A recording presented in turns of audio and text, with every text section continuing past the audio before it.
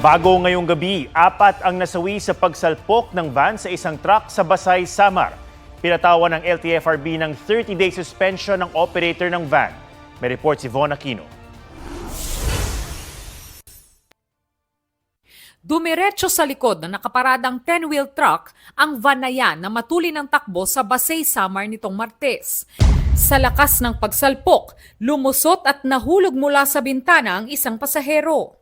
Nakatayo pa siya habang bumaba ang isang kasama niya mula sa van at iika-ikang naglakad. Pero ang 4 na iba pang sakay ng van kabilang ang driver nito nasawi sa aksidente. Ayon sa rescuers, mula Borongan City ang van at patungong Tacloban City nang maaksidente.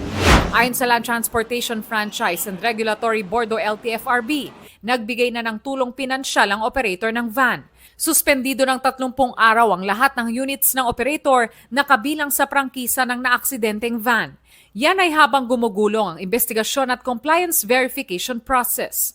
Ni-require din ng LTFRB ang operator ng van na isailalim ang lahat ng driver nila sa drug testing at dumalo ng road safety seminar. Inutusan din ng ahensya ang operator ng van na ipa-inspeksyon ang lahat ng kanilang sasakyan para matiyak ang roadworthiness ng mga ito. Wala pang pahayag ang operator. Von Aquino nagbabalita para sa GMA Integrated News.